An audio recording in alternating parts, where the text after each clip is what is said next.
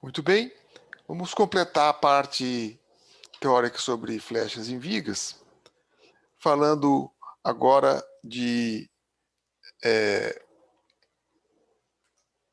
flechas admissíveis, estado limite de utilização de deformação, vibrações e alguns exemplos com vários materiais.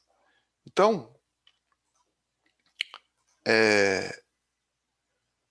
por que a gente tem que tomar cuidado com flechas excessivas? Porque a estrutura pode ficar muito flexível e vibrar. Com isso, ela dá a impressão de insegurança, de falta de rigidez, de falta de capacidade de suportar as cargas, dá insegurança nos usuários. Né? É daquelas coisas que faz pesquisa qualitativa com o usuário.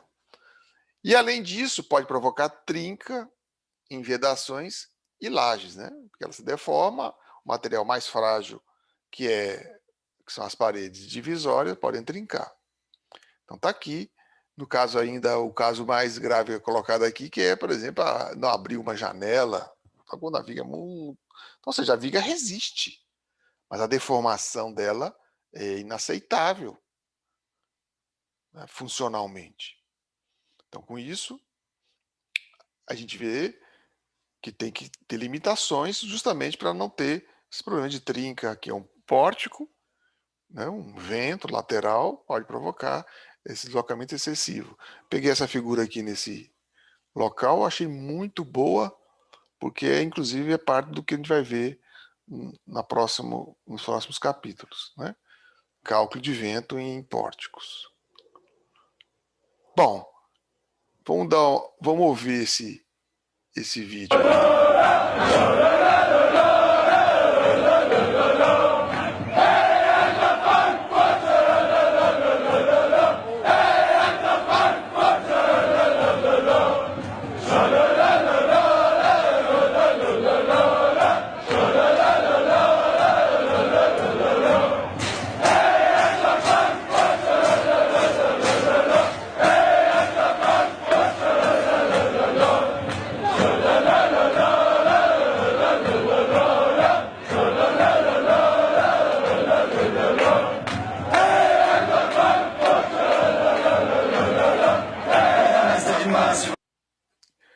Nossa!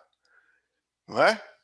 Então, estruturas flexíveis vibram quando pessoas dançam e pulam sobre elas. Então, é algo que a gente tem que tomar muito cuidado com essas vibrações. Então, esse controle da flexibilidade é parte dos requisitos de dimensionamento. Não basta ficar em pé, hein? Aquilo ali está em pé, mas imagina a sensação de insegurança para aqueles que não forem torcedores daquele time estarem por acaso ali, né? A turma ali está se divertindo, mas é óbvio que tem que tomar cuidado com estruturas muito flexíveis. Então, a flex, para a flecha, quando a gente quiser controlar a flecha excessiva, a primeira questão é aumentar a inércia, que é inversamente proporcional. Tá? E nas vigas de concreto, isso não é tão usual, a necessidade de verificar as flechas, porque o pré-dimensionamento L/10 deixa as estruturas, em geral, muito robustas. O problema é que o concreto vem ficando resistente, muito mais resistente à capacidade do material. Pra vocês terem ideia, hoje é 30 megapascal, 300 quilos por centímetro quadrado. Quando eu me formei era 150, 15. Então, em 40 anos, dobrou a resistência do concreto. Então, isso faz com que a estrutura fique mais flexível também. E algumas vezes ocorrem com concreto em locais como salões de baile, etc. Quando a pessoa começa a dançar, a turma toda no carnaval, as pessoas que estão sentadas percebem o piso se deformar. Então, vigas de aço e madeira são mais suscetíveis às flechas, porque elas são, no caso do aço, por ser muito resistente, são peças menores, e no caso da madeira, por conta do molo elasticidade, que é menor. Então, a gente vai limitar ao que se chama flecha admissível, justamente para evitar essa impressão de insegurança e os prejuízos estéticos provocados por flechas perceptíveis visualmente. Esse termo aí está meio pretensioso, mas é verdade, porque ela fica embarrigada. Quando ela fica embarrigada, ela interfere no cone visual de quem observa. Então, por isso que você dá contra a flecha. Embora seja uma flecha igual, só que ao estar para cima, você não percebe no seu cone de visualização. Ok? Então, também a gente vai limitar a amplitude das vibrações no caso de cargas móveis, de pessoas, inclusive. Então, a questão da vibração é muito sensível nas estruturas. Até alguns anos atrás, as normas acima de 7,5 metros obrigavam a fazer esse tipo de verificação. Então, é bom ser cauteloso. Primeira cautela é não deixar a flecha ser maior do que é admissível, que a gente vai ver agora. Para o caso de edifícios, as flechas mágicas devem ser limitadas a, por exemplo, quando a gente tiver viga biapoiada, com pisos suportando construções e acabamentos sujeitos à fissuração, paredes de alvenaria, por exemplo. E aqui eles falam só de sobrecarga, mas em geral a gente usa para tudo. E a flecha é L sobre 360. Esse número tem uma tradição histórica muito antiga, inclusive o 36 aí, podia ser 350, né? Mas o 36 tem a ver com as unidades inglesas. E isso foi determinado por inspeção visual mesmo. Né? A norma permite que, no caso de não sujeitos à fissuração, use L sobre 300.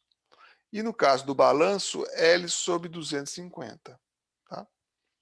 Então veja que esse é o número que a gente vai usar e vai usar independente da carga e sobrecarga. Vamos usar porque o valor distinguir um do outro é um pouco difícil algumas vezes e o valor que a gente chega é muito pequeno. Então essa é a fórmula a decorar aqui. Flecha admissível L sobre 360. Então, no caso de viga biapoiada com carga distribuída, está aqui a fórmula da flecha, que é essa flecha máxima aqui, é 5 sobre 384, que é L a quarta sobre EJ, que tem que ser menor ou igual à flecha admissível. Tá? Então, com isso, a gente consegue ter uma forma de limitar a flecha no caso de vigas biapoiadas. Nota que é uma desigualdade que a gente vai controlar ela. Então, quando eu tenho a carga permanente, eu posso simplesmente eliminar com contraflechas. Isso é muito comum em concreto armado, é muito fácil fazer na forma, né? No aço é mais difícil. No caso do aço, somente vigas especiais, ou seja, as vigas principais, sofrem contraflecha durante a fabricação. Então, essa é a maneira de fazer, essa é uma imagem de uma fábrica americana que está dando a contraflecha usando um maçarico, aquecendo a viga.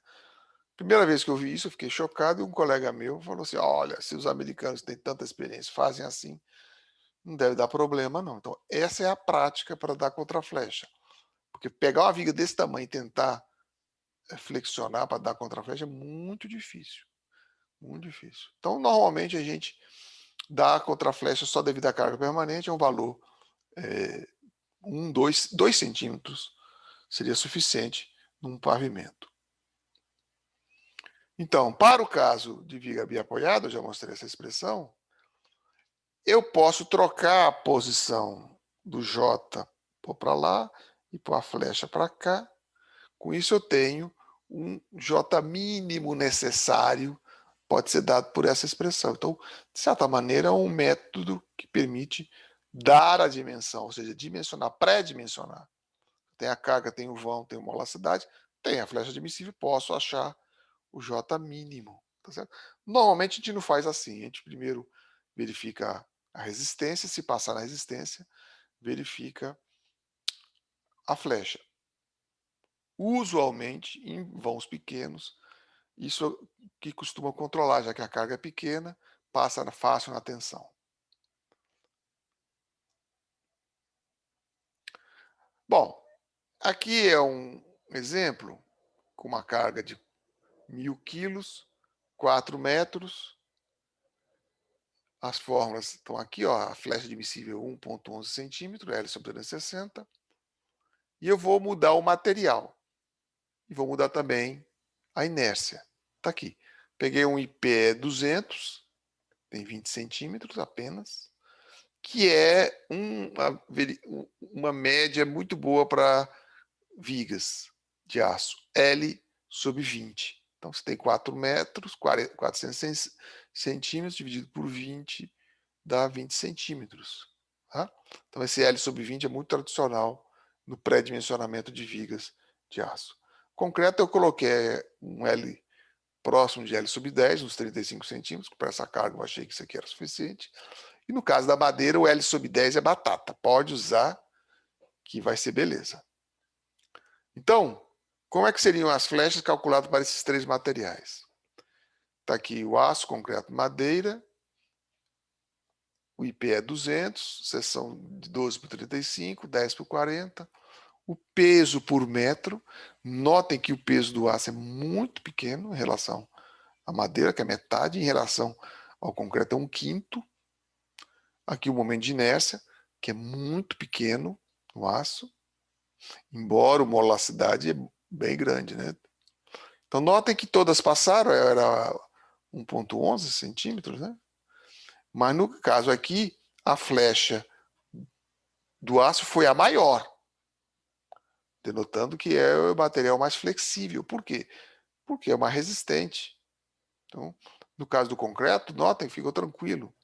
O concreto aqui, os professores de concreto podem aprofundar essa discussão.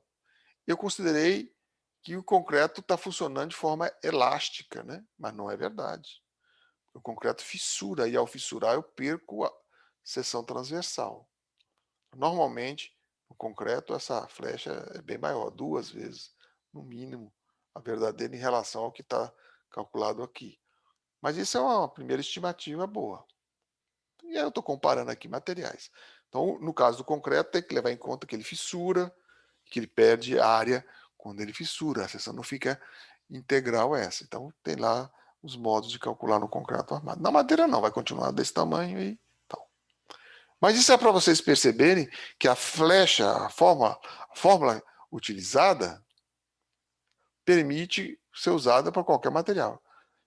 Para madeira, então, é bastante útil também.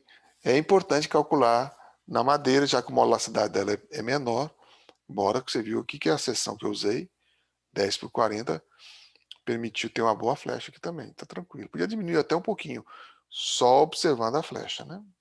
Então é isso para vocês perceberem os vários materiais funcionando junto. Em resumo, flecha máxima L sobre 360, e eu também posso usar para pré-dimensionar o perfil usando essa expressão aqui, ok? Onde eu troquei de posição, o J veio para cá, do lado da boca, né? Põe ele para cá, a boca tem que ficar do lado de cá também, né? Então, usando essa mesma expressão, eu posso determinar o mínimo de momento de inércia para que a seção funcione. Muito bem. Então, nós vimos toda a parte teórica, vamos dizer assim, e vamos ver agora uma parte de exemplos de aplicação dessas fórmulas aí que são parte importante, fundamental na verificação de uma viga de aço.